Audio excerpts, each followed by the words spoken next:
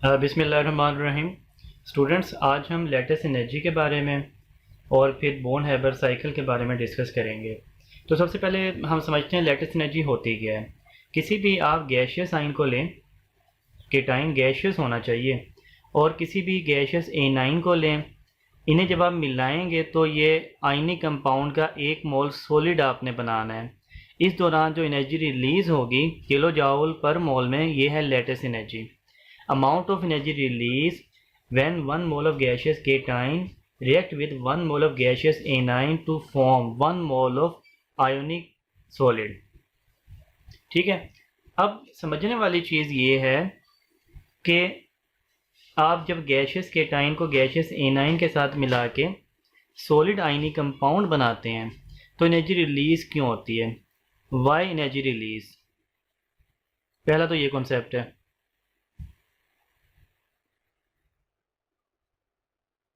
ठीक है, तो ये समझते हैं। जब आपने गैशियस केटाइन को गैशियस एनाइन के साथ मिलाया तो सॉलिड बनने में सबसे पहले सॉलिड में क्या चीज़ आई, अट्रैक्शन। जब भी किसी केमिकल में फोर्स ऑफ अट्रैक्शन आ जाए तो इसका मतलब है उसमें आ गई स्टेबिलिटी। असल में अट्रैक्शन ही स्टेबिलिटी की ज़िम्मेदार होती है। जब किसी केमिकल में स्टेबिलिटी आ गई तो इसकी एनर्जी क्या हो गई, लो एनर्जी। मैंने आपको बताया नहीं हुआ कि हमेशा जो चीज़ स्टेबल है उसकी एनर्जी क्या होगी, हमेशा कम होगी। मैंने आपको बूढ़े की मिसाल से समझाया हुआ है, ये माइंड में रखिएगा। क्या समझाया, बूढ़े में एनर्जी कम होती है और स्टेबिलिटी ज़्यादा। जहाँ बिठाएंगे वहीं बैठे रहेंगे, स्टेबिलिटी ज़्यादा। तो आपने अट्रैक्शन से समझा कि उसमें स्टेबिलिटी आई, स्टेबिलिटी से समझा कि उसकी एनर्जी कम होगी। ठीक है। जब वो गैशियस आयन की शक्ल में था तो उसमें अट्रैक्शन नहीं थी, इसका मतलब वो अनस्टेबल था सिस्टम। जब वो अनस्टेबल था तो उसकी एनर्जी क्या थी, हाई, हाई एनर्जी। इसका मतलब है कि जब वो आयन से सॉलिड बना रहा है तो हाई एनर्जी से लो एनर्जी की जानिब जा रहा है। तो मैं आपको समझाने के लिए एग्जांपल फ़र्ज़ कर लेता हूँ कि रिएक्टेंट की एनर्जी फ़र्ज़ करें 1000 थी, जो प्रोडक्ट बना उसकी एनर्जी होगी जी नियर अबाउट 200। फ़र्ज़ किया है मैंने, क्योंकि कम ही होगी ना, हाई एनर्जी से लो एनर्जी की जानिब आया। तो भाई जब इसने 1000 से 200 पे आना है तो बाकी 800 एनर्जी इसे नहीं चाहिए, क्या करेगा, रिलीज़ कर देगा। यही वजह है कि जब भी आप गैशियस केटाइन या एनाइन से सॉलिड बना रहे हैं एनर्जी रिलीज़ हो रही है। आगे बात समझ आइए एनर्जी रिलीज़ क्यों होती है लेटेस्ट एनर्जी में। लेकिन इसकी दो डेफिनेशन होती हैं। डेफिनेशन फर्स्ट तो मैंने आपको समझा दी, आयन को मिलाएं सॉलिड बना लें एनर्जी रिलीज़ होगी। लेकिन इसके ऑपोजिट बात भी तो हो सकती है ना।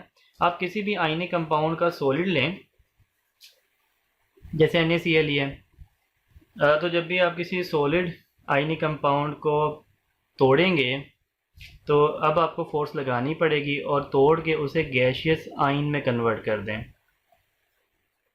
और इसके लिए आपको जो फोर्स लगानी पड़ेगी वो भी लेटेस्ट एनर्जी है, वो होगी +787 किलो जाउल पर मोल।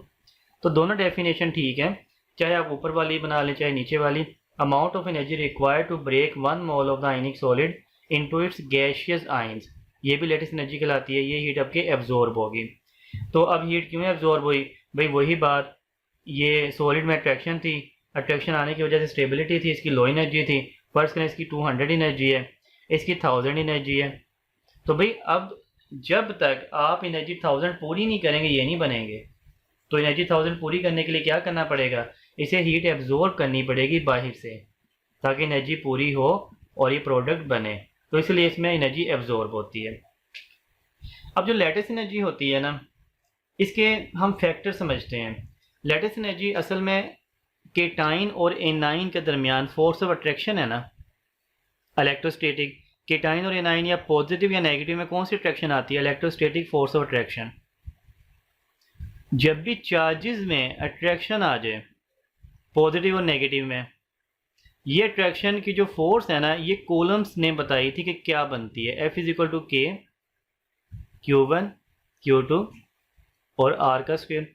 आपने पढ़ा हुआ है फिजिक्स में कि जब भी चार्जेस में फोर्स आती है केटाइन या एनाइन में, आप इस फार्मूले से निकालते हैं। इस फार्मूले में Q क्या है, चार्ज पॉजिटिव पहला, और Q2 क्या है, नेगेटिव चार्ज, R क्या है, डिस्टेंस। तो भाई हम जो हमारी लेटेस्ट एनर्जी है वो भी केटाइन एनाइन के दरमियान फोर्स ही है ना, पॉजिटिव नेगेटिव के दरमियान। तो आप इसी से निकालेंगे लेटेस्ट एनर्जी।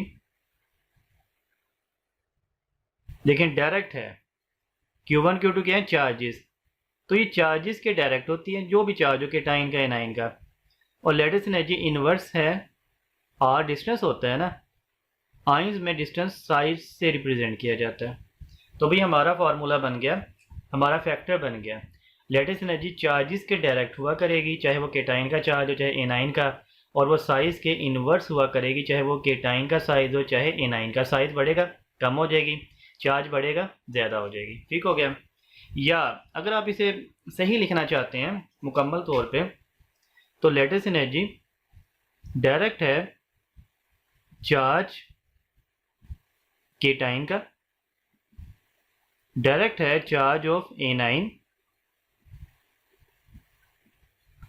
इनवर्स है साइज केटाइन का, और इनवर्स है साइज एनाइन। बात तो वही है कि साइज के इनवर्स चाहे केटाइन एनाइन का हो और चार्ज के डायरेक्ट चाहे केटाइन एनाइन का हो। तो स्टूडेंट हमने फैक्टर के बारे में डिस्कस किया। लेटेस्ट एनर्जी डायरेक्ट है चार्जेस के और इनवर्स है साइज के। तो इसी की थोड़ी सी प्रैक्टिस करते हैं। आप ये कैसे समझें किसकी लेटेस्ट एनर्जी हाईएस्ट किसकी लोवेस्ट, अगर आपको ऑर्डर दे दिए जाएं। फॉर एग्जांपल हमारे पास पहला क्वेश्चन है NaF MgF2 एंड AlF3। अब देखिए इनमें A9 सेम है और केटाइन चेंज हो रहा है। ये है जी +1, ये 2+ और ये 3+। तो अगर चार्ज चेंज हो रहा हो तो फिर आपने चार्ज के फैक्टर को ही पहले देखना है और इसी से डिसाइड कर लेना है। चार्ज हमेशा डोमिनेट करेगा साइज के मुकाबले में, ठीक है। चार्ज हमेशा डोमिनेट करेगा। तो जब चार्ज डिफरेंट हो फिर आपने चार्ज ही देखना है, साइज को देखना ही नहीं। तो चार्ज किसका ज़्यादा है, इसका। तो लेटेस्ट एनर्जी भी उसकी ज़्यादा जिसका चार्ज ज़्यादा, ठीक है। फ्लोराइड तो सेम है ना सब में, तो केटाइन का चार्ज इंक्रीज़ कर रहा था। दूसरी एग्जांपल देखें, A9 सेम है सब में, ऑक्साइड है। तो भाई देखें सोडियम पे कितना चार्ज होता है 1+, मैग्नीशियम पे क्या होता है 2+, और एल्यूमिनियम पे क्या होता है 3+। तो आपने देखा कि चार्ज इस जानिब बढ़ रहा है, लिहाजा लेटेस्ट एनर्जी भी इसकी ज़्यादा इसकी सबसे कम। ठीक हो गया। चार्ज से ही आपने डिसाइड कर लेना है। यहाँ पे देखें हमने केटाइन सेम कर दिया, A9 को चेंज कर दिया, कोई परेशानी की बात ही नहीं है। आप देखें ऑक्सीजन पे कितना होता है, नाइट्रोजन पे कितना होता है। नाइट्रोजन पे 3 नेगेटिव होता है ना। वैसे भी नाइट्रोजन 5वें ग्रुप का है, नाइट्रोजन फास्फोरस आर्सीन है एंटीमनी। तो 5वें ग्रुप की या तो वैलेंसी होगी ग्रुप नंबर के हिसाब से 5, या वो 3 गेन कर सकते हैं इलेक्ट्रॉन, तो 3 नेगेटिव भी इनकी हो सकती है 8 पूरे करने के लिए ना। ऑक्सीजन 6ठे ग्रुप का है, इसमें होता है ऑक्सीजन सल्फर सिलीनियम। तो या तो इनकी वैलेंसी 6 बनती है 6ठे ग्रुप की वजह से, या 2 नेगेटिव बन जाती है क्योंकि 8 पूरा करने के लिए 2 इलेक्ट्रॉन ही गेन करते हैं। और हेलोजन फ्लोरीन क्लोरीन ब्रोमीन, इनकी वैलेंसी या तो +7 बन जाती है। फ्लोरीन वगैरह की तो नहीं बनती, बाकी नीचे वालों की बन सकती है, या -1 बनती है। मोमन 1 इलेक्ट्रॉन गेन करते हैं 8 पूरे करने के लिए। तो ऑक्सीजन की -2, नाइट्रोजन की -3। अब देखें आपने चार्ज देखना है किसका ज़्यादा है, इसका ज़्यादा है तो इसकी लेटेस्ट एनर्जी ज़्यादा होगी, चाहे वो केटाइन का चार्ज हो चाहे वो A9 का चार्ज हो। आपने ये नहीं देखना केटाइन का या A9 का, बस उसकी अमाउंट ज़्यादा होनी चाहिए। जिसकी अमाउंट ज़्यादा उसकी लेटेस्ट एनर्जी ज़्यादा। अब आगे देखिएगा, यहाँ पे सोडियम सोडियम सोडियम चार्ज तीनों में सेम। केटाइन का भाई A9 भी हमने अब के सेम कर दिया है, 1 नेगेटिव 1 नेगेटिव 1 नेगेटिव। तो जब चार्ज दोनों का सेम हो जाए अब तो आपको साइज़ देखना पड़ेगा। तो सोडियम तो तीनों में सेम है, अब कि आपको साइज़ देखना है हेलोजेंस का। फ्लोरीन का साइज़ छोटा होता है, क्लोरीन का उससे बड़ा, और ब्रोमीन का उससे बड़ा। तो जिसका साइज़ बड़ा उसकी लेटेस्ट एनर्जी क्या कम, और जिसका साइज़ छोटा उसकी लेटेस्ट एनर्जी ज़्यादा। तो ये इस तरह ऑर्डर बनेगा। मज़ीद एग्जांपल देखें, ये हमारे पास है जी MgO, ये है MgS और ये है MgSe। हम निकालना चाहते हैं किसकी लेटेस्ट एनर्जी सबसे ज़्यादा किसकी सबसे कम, ऑर्डर बनाना चाहते हैं। तीनों में मैग्नीशियम है, केटाइन सेम है। A9 देखें भाई एक ही ग्रुप का है, ऑक्सीजन, सल्फर, सेलेनियम। तो चार्ज तो 2 नेगेटिव है सब पे। तो भाई अब क्या होगा, जब चार्ज सेम हो जाए तो अब आपने क्या देखना है, साइज़ देखना है। ऑक्सीजन सबसे ऊपर होता है, फिर सल्फ़र होता है, फिर सेलेनियम होता है, फिर टेलोरियम होता है, और आप जानते हैं डाउन द ग्रुप साइज़ बढ़ जाता है। ऑक्सीजन का साइज़ सबसे छोटा, सबसे ज़्यादा लेटेस्ट एनर्जी, फिर सल्फ़र और फिर सेलेनियम। एक और एग्जांपल देखिएगा, NaF एंड MgCl2। तो NaF में सोडियम है, इसमें मैग्नीशियम है। तो अगर आप चार्ज के हिसाब से देखें, सोडियम पे चार्ज होता है 1+, मैग्नीशियम पे चार्ज होता है 2+। तो NaF की लेटेस्ट एनर्जी कम होगी और MgCl2 की ज़्यादा होगी। भाई क्यों? क्योंकि इसका चार्ज ज़्यादा है। तो चार्ज के हिसाब से तो ये ऑर्डर बनना चाहिए। अगर आप साइज़ के हिसाब से देखें, इसका साइज़ कम, इसका साइज़ ज़्यादा, तो साइज़ के हिसाब से जिसका साइज़ कम होता है उसकी लेटेस्ट एनर्जी ज़्यादा होती है ना, तो NaF की ज़्यादा बननी चाहिए MgCl2 के मुकाबले में। तो हमारी दोनों बातें एक दूसरे के ऑपोजिट होगी। चार्ज के हिसाब से ये ऑर्डर, साइज़ के हिसाब से ये ऑर्डर। जब भी चार्ज और साइज़ में कंट्राडिक्शन आ जाए, तो मैंने शुरू में बता दिया था charge is a dominant factor. आपने चार्ज के हिसाब से ही डिसाइड करना है। तो चार्ज के हिसाब से ये ऑर्डर ठीक होगा, आपने साइज़ का सोचना ही नहीं है। जब भी चार्ज में फ़र्क हो, जब चार्ज सेम हो तो साइज़ का सोचा जाता है। ठीक हो गया? आई बात समझिए। इसकी मैं आपको प्रैक्टिस करवाता हूँ। तो स्टूडेंट, ये जो हमारे फैक्टर्स लेटेस्ट एनर्जी के, चार्जेस के डायरेक्ट है, साइज़ के इन्वर्स है, इसी चीज़ की मज़ीद प्रैक्टिस डिफरेंट क्वेश्चन से। पहला क्वेश्चन देखिए, which has highest latest energy. हमने बताना है कि इसकी लेटेस्ट एनर्जी सबसे ज़्यादा होगी। आपने सबसे पहले क्या देखना है, चार्ज को देखना है, साइज़ को पहले नहीं देखना। आप देखें A9, ये हैलोजन्स ही हैं, और हैलोजन पे चार्ज 1 नेगेटिव ही होता है। तादाद जितनी मर्जी हो, चार्ज तो हम एक ही देखते हैं ना, 1 नेगेटिव, इसका भी 1 नेगेटिव, इसका भी 1 नेगेटिव। तो हैलोजन पे चार्ज तो सेम होता है। अब आ जाए सोडियम पे 1+, मैग्नीशियम पे 2+, एलुमिनियम पे 3+, और कैल्शियम पे 2+। ये ग्रुप के हिसाब से चार्जेस होते हैं। तो किसका चार्ज सबसे ज़्यादा है? एलुमिनियम का। इसकी लेटेस्ट एनर्जी सबसे ज़्यादा होगी। सेकेंड क्वेश्चन देखें, which has lowest latest energy, किसकी सबसे कम है। देखिए ब्रिलियम है, केटाइन, मैग्नीशियम है, कैल्शियम है, स्ट्रॉन्शियम है, दूसरे ग्रुप के हैं, सब पे चार्ज सेम है 2+। तो केटाइन का चार्ज तो आपके सेम है। अब A9 का देखें, A9 भी तमाम हैलोजन्स हैं, तो A9 का चार्ज भी सब पे सेम है। तो अब हमें साइज़ देखना पड़ेगा। चार्जेस सब पे सेम है, तो साइज़ में देख लें, ब्रिलियम, मैग्नीशियम, कैल्शियम, स्ट्रॉन्शियम, ये डाउन द ग्रुप साइज़ बड़ा करता है। Beryllium, magnesium, calcium and strontium सबसे बड़ा, इसका साइज़ सबसे छोटा। जिसका साइज़ सबसे बड़ा उसकी लेटेस्ट एनर्जी सबसे कम। साइज़ बड़ा, लेटेस्ट एनर्जी कम। तो भाई साइज़ सबसे बड़ा स्ट्रॉन्शियम का है, इसकी लेटेस्ट एनर्जी सबसे कम। तो क्वेश्चन देखें, which is correct order of latest energy. कौन सा ऑर्डर ठीक है, कौन सा ऑर्डर गलत है। तो पहला देखते हैं NaF और NaCl का मुकाबला। सोडियम दोनों में सेम, फ्लोराइड और क्लोराइड का साइज़ देखना था। फ्लोराइड का साइज़ कम होता है, इसकी लेटेस्ट एनर्जी ज़्यादा होनी चाहिए थी। ठीक है, तो ये तो रॉन्ग हो गया ऑर्डर। Na2 और Na2 सोडियम सेम है। ऑक्सीजन और सल्फ़र को देखना था, ऑक्सीजन का साइज़ कम होता है, तो इसकी लेटेस्ट एनर्जी ज़्यादा होनी चाहिए थी, ये भी रॉन्ग हो गया। AlCl3 NaCl, तो आप देखें चार्ज एलुमिनियम का 3+, सोडियम का +1, तो भी इसका चार्ज बहुत ज़्यादा, लेटेस्ट एनर्जी ज़्यादा, ये बिल्कुल ठीक फैक्टर है। तो इसका चार्ली ऑप्शन ठीक है, करेक्ट है। डेल्टा देख लें, MgCl2 MgF2, तो मैग्नीशियम दोनों में same.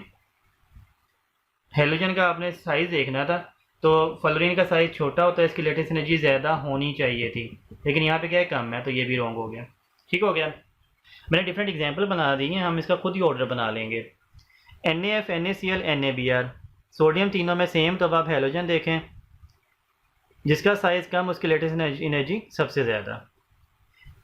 Calcium, magnesium, strontium, oxygen तीनों में सेम है, तो कैल्शियम, मैग्नीशियम, स्ट्रॉन्शियम दूसरे ग्रुप के हैं। Calcium, beryllium, magnesium, calcium, strontium.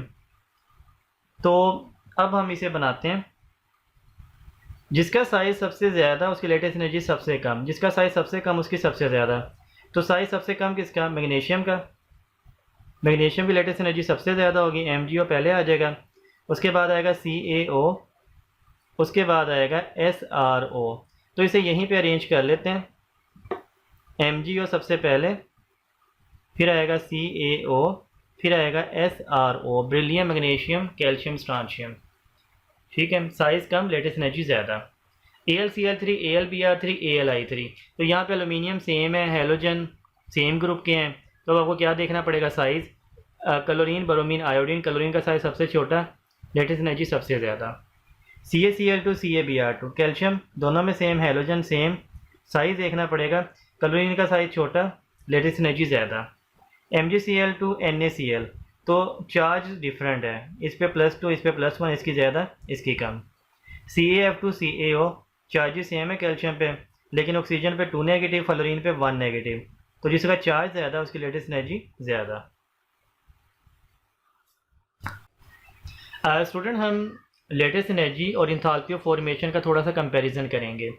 Latest energy में आपने क्या करना होता है, गैशियस केटाइन लेके गैशियस एनाइन के साथ मिलाना है और 1 मोल आयनिक कंपाउंड का सॉलिड बनाना है। ठीक है। इंथाल्पी ऑफ फॉर्मेशन में आपने सॉलिड सोडियम लेके क्लोरीन गैस के साथ मिला के 1 मोल आयनिक कंपाउंड का सॉलिड बनाना है, NaCl का। भाई इसमें आपने गैशियस केटाइन लिया, इसमें आपने सॉलिड सोडियम लेना है जो कि उसकी नेचुरल स्टेट है। इंथाल्पी ऑफ फॉर्मेशन में केमिकल वो लेने होते हैं जैसे नेचर में पाए जाते हैं। क्लोरीन नेचर में गैस की शक्ल में पाया जाता है, आपने गैस ही लेना है, और आपने सॉलिड NaCl बना दिया जैसे नेचर में पाया जाता है। लेकिन लेटेस्ट एनर्जी में आपने गैशियस आयन लेने होते हैं, और प्रोडक्ट दोनों में सेम है, solid NaCl, solid NaCl। Lattice energy can not be measured in calorimeter, आप इसे कैलोरीमीटर में मैयर नहीं कर सकते।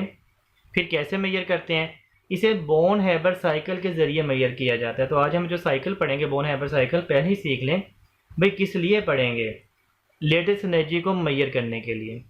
जैसे आपने पढ़ा कि NaCl की लेटेस्ट एनर्जी है -787, भाई कैसे मैयर की गई, कैलोरीमीटर में तो आप मैयर नहीं कर सकते, आपने बोन हैबर साइकिल के ज़रिए मैयर की है। इंथाल्पी ऑफ फॉर्मेशन आप कैलोरीमीटर में मैयर कर सकते हैं, कैन बी मैयर, और इंथाल्पी ऑफ फॉर्मेशन को ही हम यूज़ करेंगे और लेटेस्ट एनर्जी निकाल लेंगे। कैसे, हम बनाने जा रहे हैं एक साइकिल। आपने केमिकल लिया, सोडियम जैसे वो नेचर में पाया जाता है सॉलिड स्टेट में, आपने क्लोरीन ली जैसे वो नेचर में पाई जाती है गैशियस स्टेट में, आपने इन्हें मिला के आपने NaCl बना दिया 1 मोल सॉलिड जैसे नेचर में पाया जाता है। ये है इंथाल्पी ऑफ फॉर्मेशन। ये दोनों डायरेक्शन में हो सकती है, इन्हें मिला के ये बना दें, एनर्जी रिलीज़ होगी नेगेटिव, या इसे तोड़ के ये बना दें, एनर्जी एब्जॉर्ब होगी पॉजिटिव। ये दोनों ही हो सकती है, नेगेटिव एंड पॉजिटिव। ठीक हो गया। अब ये था डायरेक्ट, केमिकल लिए और नया केमिकल बना दिया। अब इसे लेके चलते हैं इनडायरेक्ट। आप ऐसे करें भाई, पहले सोडियम को गर्म करें, सॉलिड से इतना गर्म करें कि वो गैशियस आयन में कन्वर्ट हो जाए। क्लोरीन गैस को इतना गर्म करें कि उसका एटम बन जाए और वो इलेक्ट्रॉन एक्सेप्ट करे जो सोडियम दे, और ये गैशियस एनाइन में कन्वर्ट हो जाए। ये हमारा पहला स्टेप हो गया। इसे हमने ΔHx का नाम दिया, हमें इसकी वैल्यू का नहीं पता क्या है।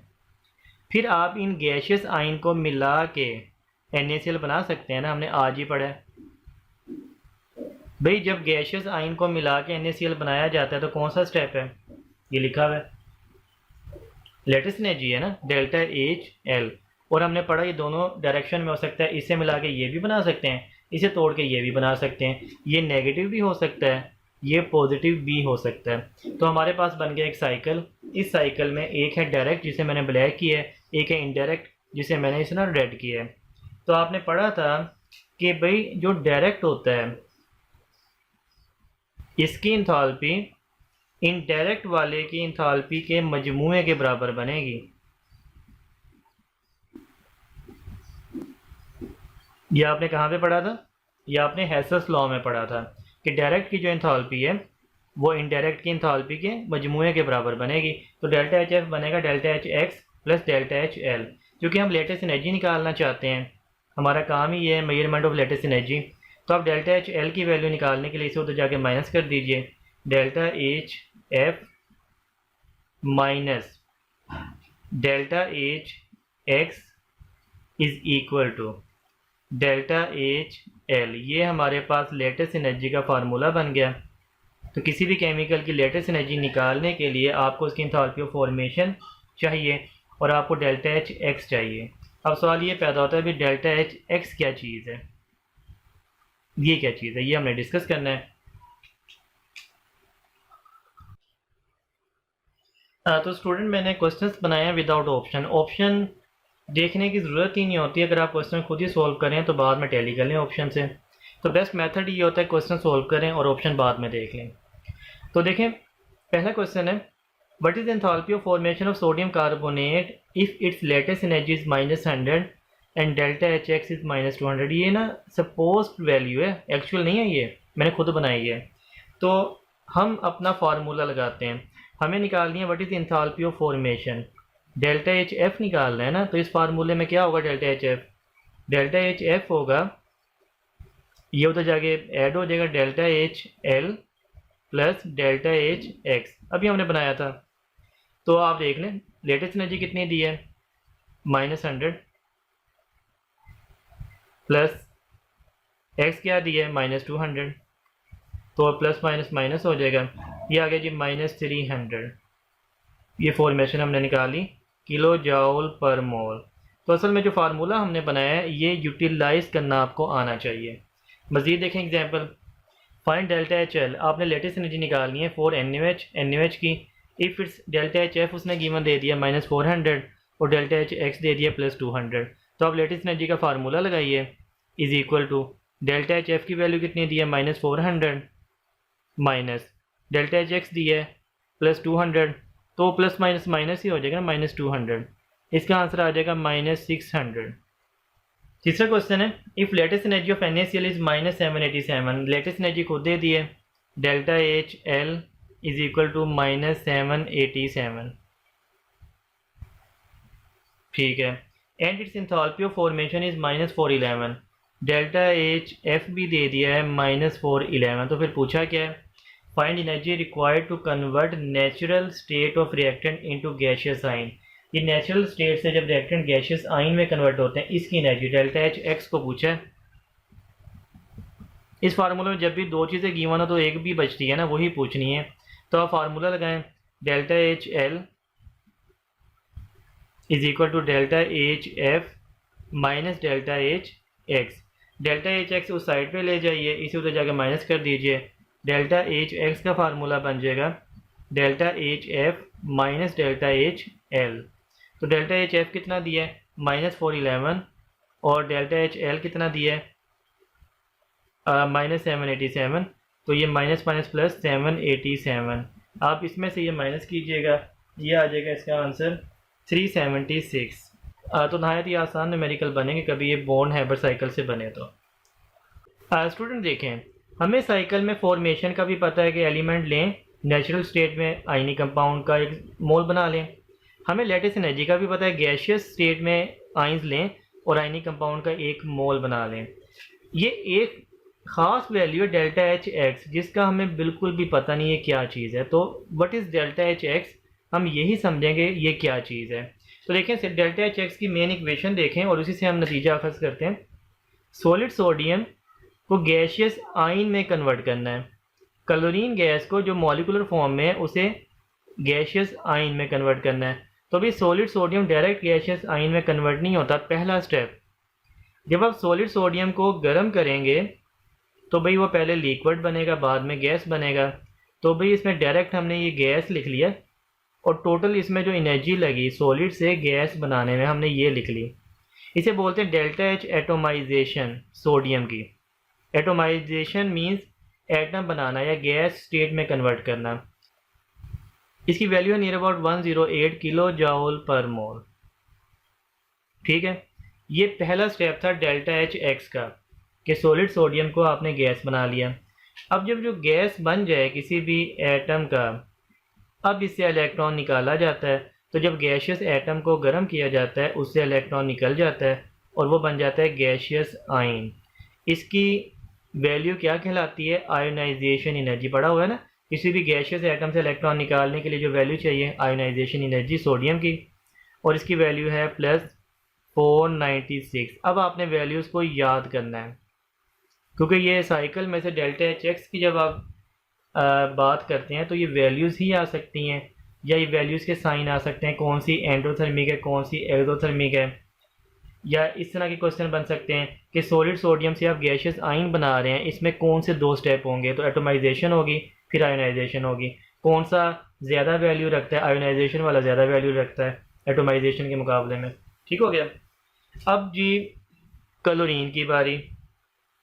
पहले आपने क्लोरीन को मॉलिक्यूलर फॉर्म से तोड़ के एटम में कन्वर्ट करना है। बैलेंस करने के लिए 1/2 ले लिया, और आपने क्लोरीन वैसे मॉलिक्यूल में गैस ही होती है, लेकिन आपने उसकी एटोमाइजेशन कर दी, एटम बना लिया। क्यों एटम बना लिया भाई? चूँकि इलेक्ट्रॉन गेन करवाना है, उसे नेगेटिव बनाना है, और इलेक्ट्रॉन गेन एटम ही करते हैं। तो डेल्टा एच एटोमाइजेशन क्लोरीन की, और इसकी वैल्यू कितनी होती है? इसकी वैल्यू होती है नियर अबाउट 122 किलो जॉल पर मोल। तो जब आपने क्लोरीन का गैशियस एटम बना लिया, अगले स्टेप में जो सोडियम ने इलेक्ट्रॉन लूज़ किया था, क्लोरीन का ये गैशियस एटम उसे गेन करके क्लोराइड आयन बनाएगा गैशियस फॉर्म में। डेल्टा एच क्या कहलाएगा? इसका इलेक्ट्रॉन गेन करना किसी भी एटम के लिए इलेक्ट्रॉन एफिनिटी कहलाता है, और इसकी वैल्यू -349 है क्लोरीन के केस में, किलो जॉल पर मोल। तो डेल्टा एच एक्स असल में क्या था? डेल्टा एच एक्स में 4 स्टेप हुए। पहला स्टेप क्या? Atomisation of sodium, ionisation, energy of sodium. फिर क्या हुआ? Delta H atomisation of chlorine and delta H electron affinity of chlorine. ठीक है, तो ये 4 स्टेप को ऐड करेंगे तो ये डेल्टा एच एक्स बनेगा। ज़रा इन 4 स्टेप की डिटेल तो हम देख लें। पहला स्टेप है एटोमाइजेशन ऑफ सोडियम, वैल्यू क्या? 108 पॉजिटिव, ये है जी एंडोथर्मिक। दूसरा step ionisation of sodium, value कितनी है? 496, ये है एंडोथर्मिक। तीसरा step atomisation of chlorine, value कितनी है? 122 पॉजिटिव, ये है जी एंडोथर्मिक। और चौथा है electron affinity of chlorine, value है -349, ये है जी एक्सोथर्मिक। क्वेश्चन क्या आ सकता है? Which of the following is exothermic, या which step of delta H X is exothermic. तो फिर आपको ये बताना है इलेक्ट्रॉन एफिनिटी ऑफ क्लोरीन। आपने देखा किस एंडोथर्मिक की वैल्यू सबसे ज़्यादा है? आयोनाइजेशन ऑफ सोडियम, और एक्सोथर्मिक में एक ही है। लेकिन सबसे ज़्यादा वैल्यू आप ओवरऑल देखें तो एंडोथर्मिक 3 है, उनमें सबसे ज़्यादा इसकी है, और एक्सो तो है ही एक। जब आप इन्हें ऐड करेंगे डेल्टा एच एक्स बनेगा 108, 496, 122 -349।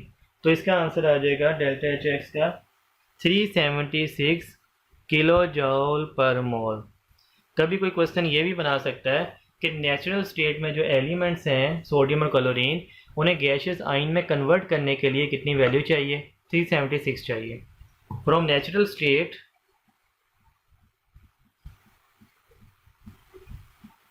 टू गैशियस आयन्स, ये वैल्यू है। और फिर गैशियस आयन से आप निकालेंगे जब उनके सॉलिड बनाएंगे, जब गैशियस आयन से सॉलिड बनाएंगे वो लैटिस एनर्जी होती है। तो जब आपने डेल्टा एच एक्स की वैल्यू निकाल ली, डेल्टा एच एफ की वैल्यू आपको पता होती है, आप लेटेस्ट एनर्जी निकाल सकते हैं NaCl की। डेल्टा एच एल आप निकालना चाहते थे, डेल्टा एच एफ होता है -411 NaCl का, ये कैलोरीमीटर बता देता है। डेल्टा एच एक्स आपने इस साइकिल से निकाला -376, तो आप लेटेस्ट एनर्जी निकाल लेंगे -787। जो वैल्यू आपने याद की हुई है असल में इस साइकिल से निकलती है। ये वैल्यू इस साइकिल से निकालने के लिए पहले आपको कौन सी वैल्यू निकालनी पड़ती है? डेल्टा एच एक्स की। Lattice energy Born Haber cycle में निकलती है थ्रू डेल्टा एच एक्स। पहले ये निकलेगा इसकी वैल्यू, और इसके बाद आप निकालेंगे लेटेस्ट एनर्जी की वैल्यू इस फार्मूले को यूज़ करके।